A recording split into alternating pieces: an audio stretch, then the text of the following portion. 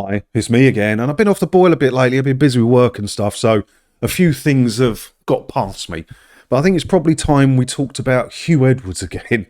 We haven't talked about Huw Edwards for a while, have we? And I've got a few things bookmarked, so we'll just have a little look at what's going on with the Huw Edwards situation. Because one of the main headlines for the Huw Edwards situation was this one. Huw Edwards set to be named highest paid newsreader at the BBC despite the scandal. Yep. So when did they sack him off? It will say here, won't it? Yeah, there it is. Look, Edwards was suspended by the broadcaster in July last year over allegations that he received inappropriate messages from a much younger person and gave them money. And the internet was full to the brim. The amount of people tagged me on Twitter of pictures of Huw Edwards' bare ass, which I didn't want to see. But he was suspended on full pay. Full pay, which is quite a lot of money. If you didn't know how much Huw Edwards earns, it's quite a lot. It was reported in January that the BBC's chief news presenter suffered a serious episode after the allegations were public.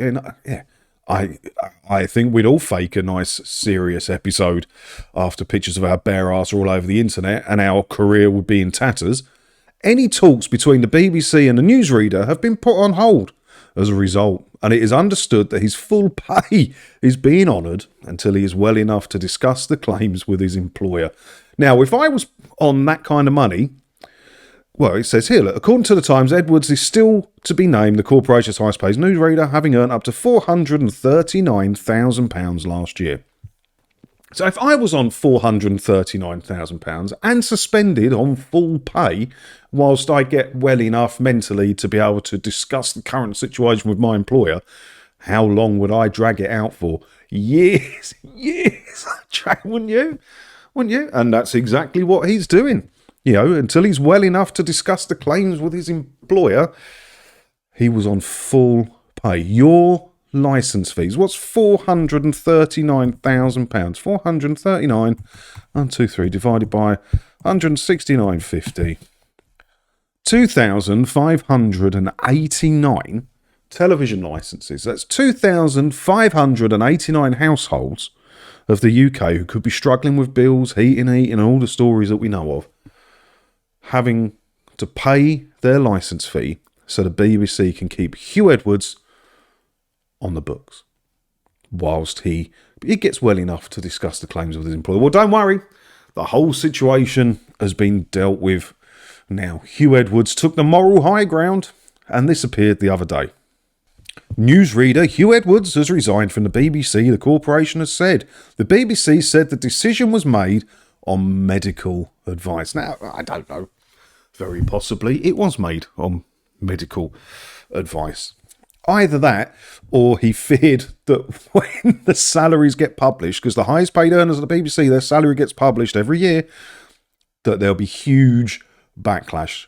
Huge backlash. There's already backlash the fact that he was suspended on pay because he weren't having that much of a mental episode when he was allegedly paying that person for whatever he was paying them for.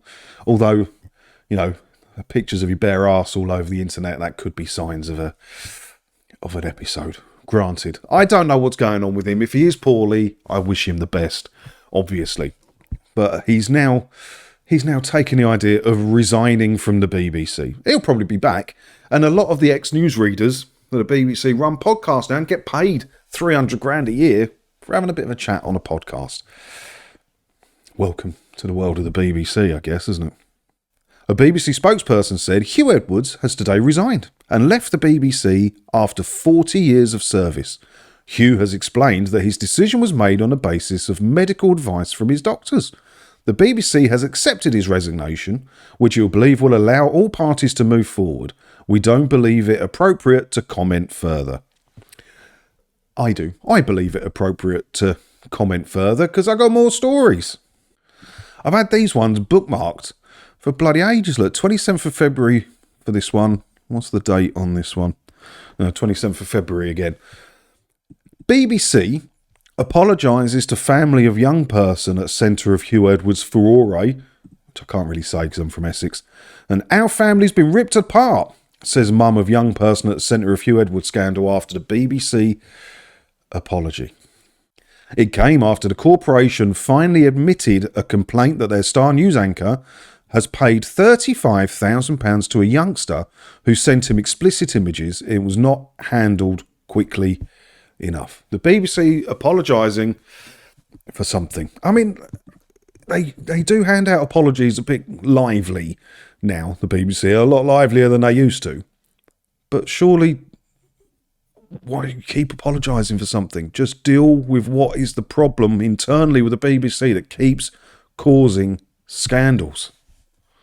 The family of the young person originally complained about Edwards to the BBC in May 23, and the BBC said it tried to contact them twice before the Sun published an exclusive story detailing allegations he paid a young person for sexually explicit photos. However, BBC senior leadership was only informed of the issue on July the 6th, the review said. May, June, July. Tim Davie is now supposed to be in charge of all complaints at the BBC. All complaints must go through Davie. He's in charge of them all. 2 months. 2 months to handle a complaint. I'm sure the BBC get loads of fake complaints about their talent. Of course they do. But with the history that we have at the BBC, surely they should investigate each of them anyway, just in case there's another bad one on the books. Well, what do I know? The BBC has since apologised to the family. BBC Group Chief Operating Officer Lee Tavazia said, "Although our existing processes and systems are, on the whole, working effectively, the complaint processes and systems at the BBC are working effectively." Okay. This review shows that we need to join them up better to ensure no matter how a non-editorial complaint comes into the BBC, it's escalated swiftly when needed and dealt with by the right people. Well, I hope they do go along with that, because the BBC has got a rather checkered history, hasn't it? At least they've apologised to the person. Probably some money changed hands that we'll never know about. Is there anything else in here we need to know about? We'll read the Sun one. However, the young person's mother said, "We've suffered immense pain and it has taken nearly a year, which has left me broken." But we're only talking about Hugh Edwards' mental health. If the BBC had handled the complaint properly, we would not have had to go through this hell, and we have been ripped apart as a family. But Hugh Edwards' life has been ripped apart. He had to be off on full pay. She told The Sun, "It's a relief this independent report backs up what we've said all along. The BBC simply failed to take this seriously." There you go. Are you surprised by that? Are you surprised by that? With the checkered history the BBC has, seeing someone who is involved in the complaint procedure saying the BBC failed to take it seriously. This is a dirty, grubby corporation that protect themselves and their talent. And they're asking us to fund them, our households to fund them directly, $169.50 a year. Lovely. If you haven't already cancelled your TV licence and you're thinking about it, you'll find everything you need. Just hit my name down below and there's a playlist in there called Everything You Need to Know. Go hit that and it will tell you, well, clues in the title, isn't it? Everything you need to know. Let me know what you think about this as well down in the comments. And as always, thanks for watching. While you're leaving your comment, hit all the buttons and everything as well. Because if you do that, maybe I'll get to see you in another video again soon, won't I? Ta-da.